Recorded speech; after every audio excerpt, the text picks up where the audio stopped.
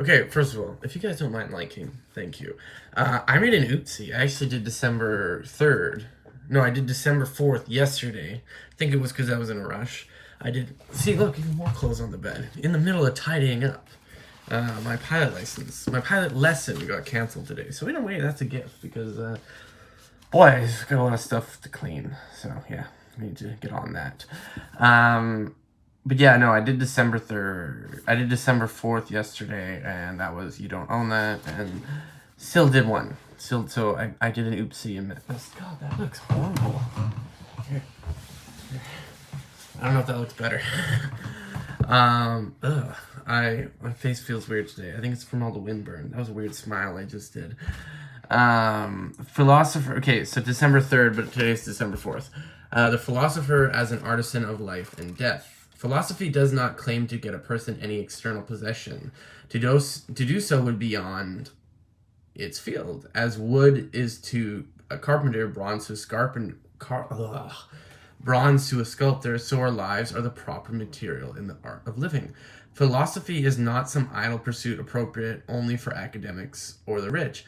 Instead, it is one of the most essential activities that human beings can engage in.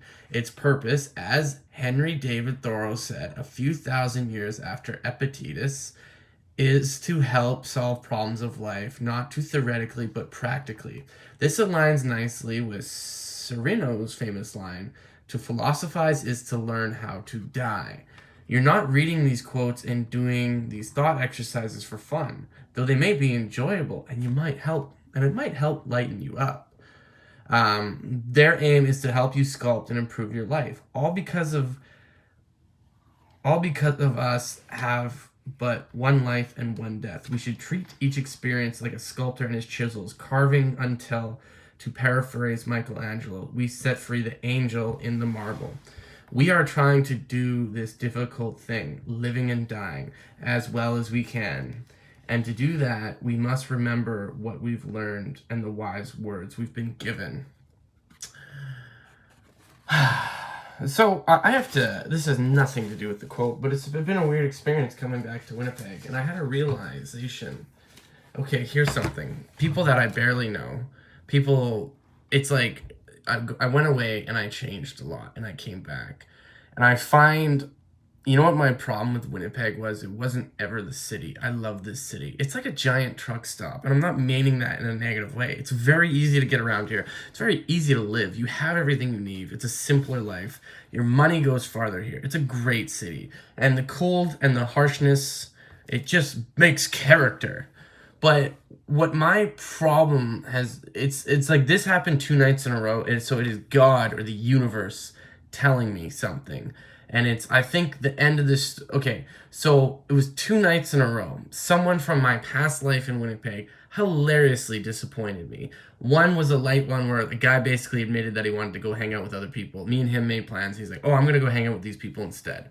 It's like, okay, fuck you. That's like, and why not invite me? That's weird. But it's like, it was just very like disrespectful and like the vibe of, oh, you're not good enough to hang out with these people. And ooh. And it's like, maybe, and like that person, like I don't hate them, but it's like in the past, like they said, like they invited me to a Christmas thing, but then rescinded it. Like, oh, you're too, I don't really want you to meet these people. You're too kind of crazy. You're not, it was like, oh, okay, like, so, like, I find that extremely disrespectful, and it is, like, but then I found, like, I think through past things, and maybe I'll open up about this, but it's like, for one, I think I just took a lot of disrespect, and I accepted it, and I've had someone very positive in my life, and I've had, like, kind of like a family adopt me, a little bit, like, late in the 30s, or almost 30, and I feel very welcomed into a family that I didn't really know up until before this year, and it's been life-changing.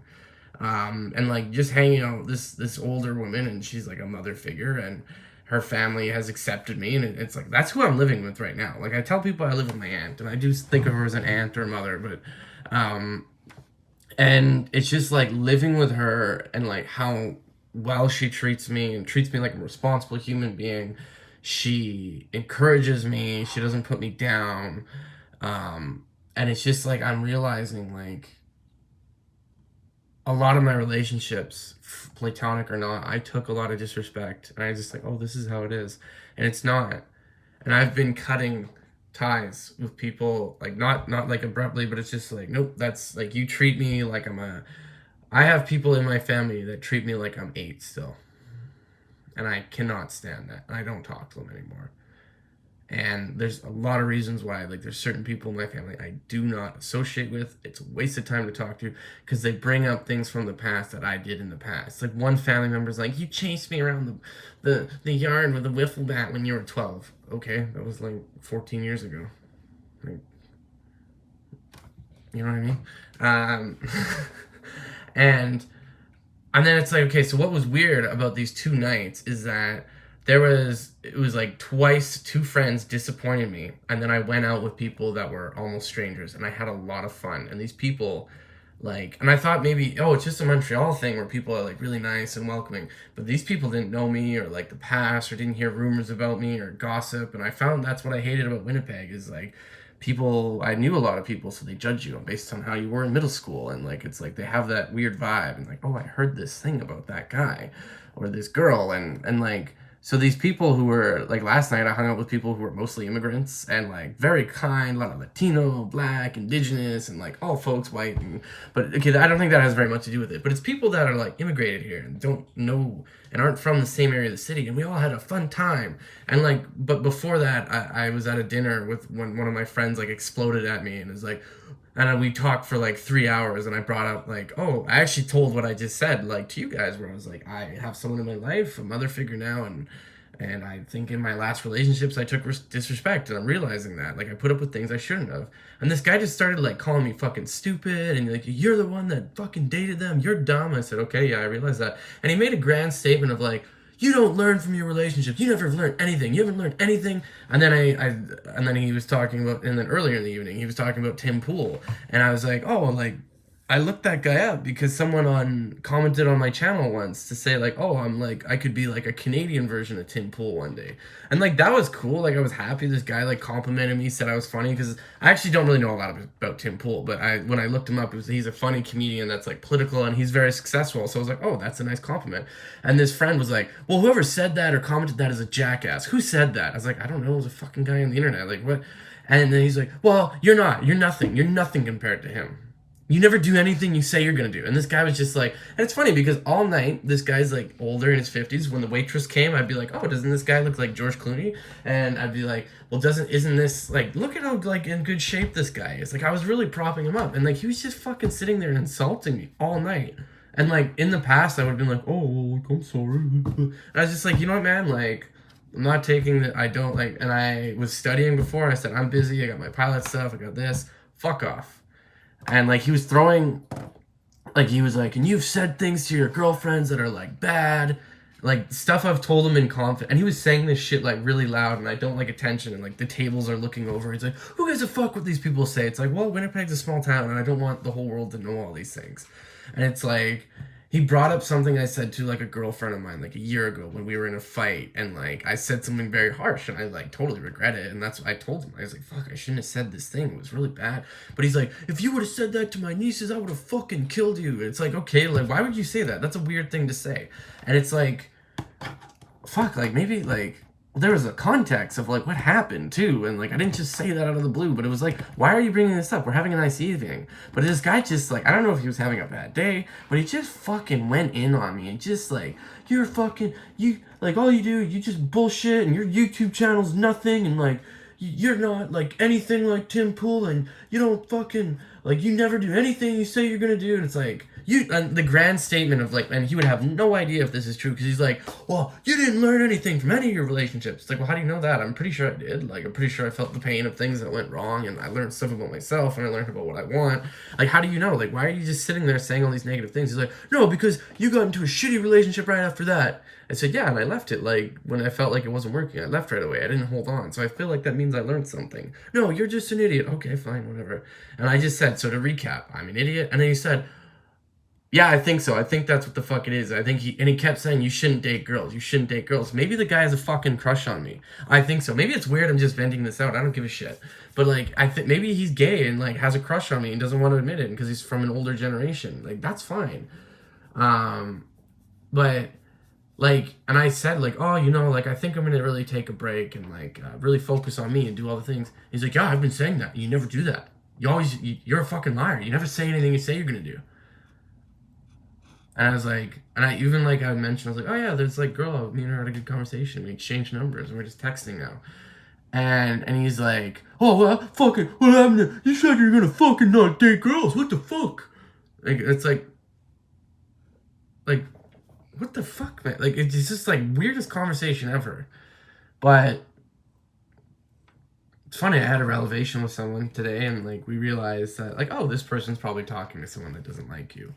And so then this, like, brought up, like, feelings or something. And because he says stuff about me. Like, he was saying stuff that this other person says about me. He's like, you're a fucking victim. And it's like, no, I really don't think I am. Like, I've had weird things happen, and, like, I can pick up and move, and I've moved provinces, and, like, I don't know, like, I'm not just sitting here wallowing in pity, and, like, I'm doing stuff every day. I've never been like, oh, the world's so, like, I actually, like, most things that have happened to me, I see them as a gift, and it's like, okay, like, this is a learning lesson, this is an experience. I'm happy that this happened because now I learned from it, and I move on, and, like, I don't, like, I don't regret the time of me going to Montreal. And people say, like, oh, you moved for a fucking girl, you're an idiot. No, I moved because I won't, like, partly, but I wanted to go on an adventure. I wanted to learn more French. I wanted to live in a bigger city. I wanted the life experience of moving away and coming back. Or, like, I felt like I was going to stay there forever. I'm not sure if Winnipeg will be my home forever, but I do like it and enjoy it now. It's just, like, it was insane to me. And it's just, like, but it's something just clicked. I said, dude, like, sorry, good luck, but, like, I'm not sitting here taking this. Like, I don't want to talk to you anymore. This is fucked up. And, like, because he just kept giving it to me. And, like, and I said, I don't want to talk about this right now. I don't want to talk about this right now. And he kept going. He's like, why not? And he would say, why are you mad? And I said, I'm mad because you kept bringing this thing up. You kept talking loudly about it. And I asked you to stop multiple times. And when I was asking him to stop, he was asking me why, and we can just keep going. And I said, like, do you do that when you're having sex with a girl and she asks you to stop, and you're like, oh, like, why? Just, why not? Just let me finish. Like, do you do that? Like, it's insane, and it's like, I was like, I'm uncomfortable talking about this in a public setting. I don't want to talk about it. Well, why are you mad that I was talking about it? Because I don't like it. It's that fucking simple. I don't like it. Don't do it. And I'm not like, oh, I don't like the way you breathe. Don't do it. I just, like, I don't like you hammering me about, like, how I, like, said something rude to one of my exes. And it's like, you're fucking supposed to be my friend. And you know what he said? He was like, well, you should have sugarcoated it when you told me. I was like, why the fuck would I do that? Why would I sugarcoat something to my friend? That makes me a fucking liar. Like, it just was the most bizarre fucking conversation I've ever had in my entire life. Anyways. So that was today's philosophical reading. But it's like, you know what? I don't know. Maybe it's just people are supposed to meet and then they part ways. And it's just like, I wish that guy the best, but it was fucking insane. I asked him to, I don't know, it's just pure negativity. And then it's like, you know, maybe it made me realize I didn't like how a lot of our past conversations went. Like, it was just like negativity. Like, oh, why do you do that? Why do you do that? Why do you do that? It's like, or it's like I'm doing my, like, pilot license and I'm working on my crane thing. What are you gonna do with that? It's like, well, I don't know. I'm just finishing these things. It's like getting a business degree or engineering degree. You don't know exactly what you're gonna do, but it just qualifies you to do many things.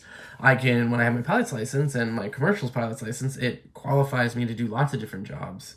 And I can choose a path. I don't need to know exactly what the fuck I want to do exactly right now. I have ideas, and I want to do search and rescue. I want to be a water bomber. I'm interested in airlines. But it's like, I don't need to know exactly what, because I have to do all the training first. And when I do and I get qualified, then it opens those opportunities up for me. It's just like, fuck, I don't know. Like, just like, you're not going to finish. Like, not him, but, like, I've had people like, you don't fucking finish. You're not going to finish it. You're not going to complete it. It's like, what the fuck? But I notice, like, people that say shit like that are people that have not done anything in their life. And I feel sad for them.